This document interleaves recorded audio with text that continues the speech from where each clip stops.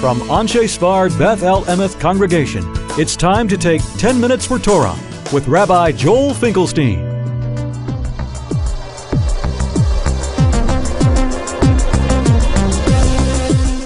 Welcome again to our discussion of Parshat Vayechanan, the Ten Commandments, ? The expression Ten Commandments is one which really finds no basis in the Torah.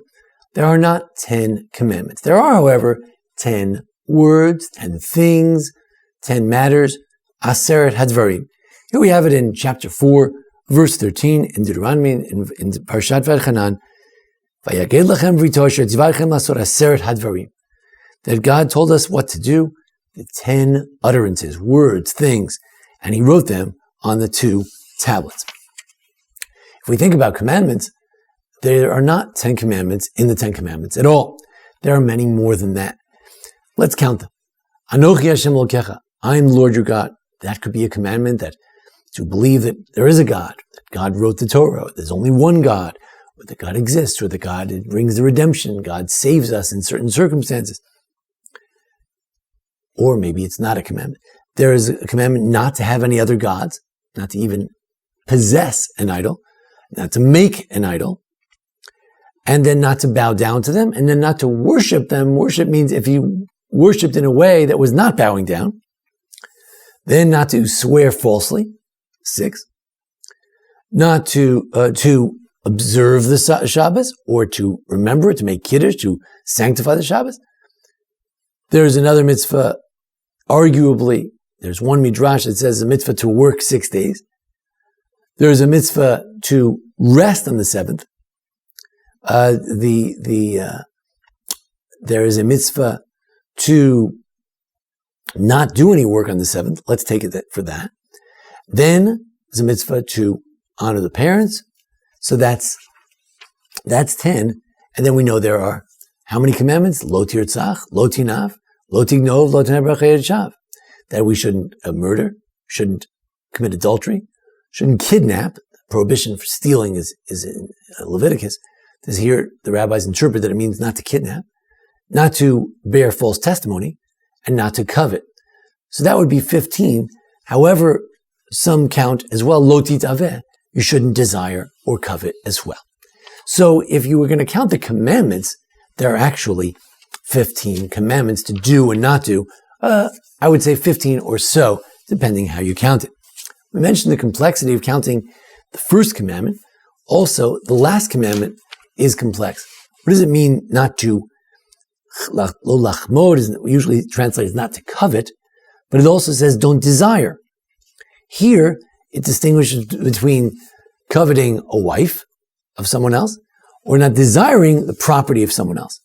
If you look in Parshat Yitro, there the breakdown is a little bit different. There it says as follows: you shouldn't covet the house, and you also shouldn't covet the wife or the servant. So the Rambam, however, he makes 2 different commentaries, 2 different mitzvot.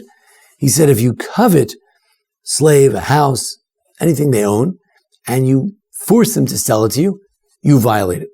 You violate coveting. When you actually take it, when you forcibly buy it. Desiring, he says, if you desire a house or a wife or vessels of a friend, he doesn't mention slaves, and anything like it, something you could buy, once he plotted and schemed how to do it, and he was seduced in his heart, then he has violated desiring in his heart. So, hard to define exactly what the Rambam is getting at, but he does have 2 separate mitzvot. So in what sense are there 10 utterances if there are actually 15 commandments? Well, it's the paragraphs. In the Torah, there are breaks in the action. There are certain spaces where there are spaces between each paragraph. And in the Torah, there are 10 paragraphs for the 10 commandments. Now, if you look at how that count works, it's interesting because the commandment that I am Lord your God is scrunched together with the commandment not to have any other gods. So it's all about the oneness and not plurality of God. That's one commandment. Also, Shabbat is just one paragraph. However, now that we have scrunched the first two together, how do we land out with 10? We all know that we usually count the first as 1, do not have any gods as 2. So how do we land out with 10? So the paragraphs actually do give 2 different slots, 2 different spaces, 2 different paragraphs.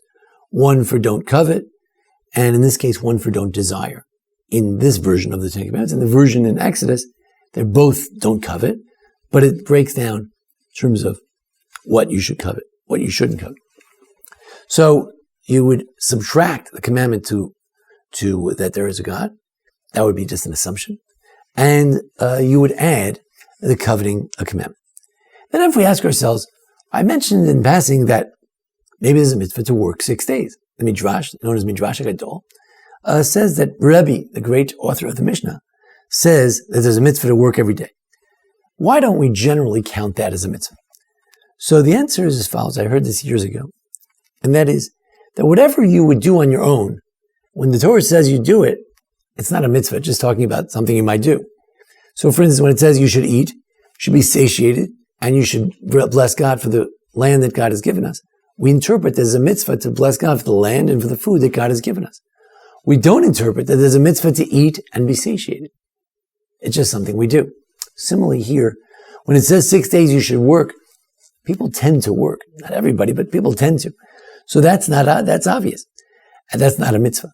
The mitzvah is to rest. That's the surprising thing, not to do any work. That's the mitzvah. If we ask ourselves, if we look at the Ten Commandments, what is emphasized and what's not?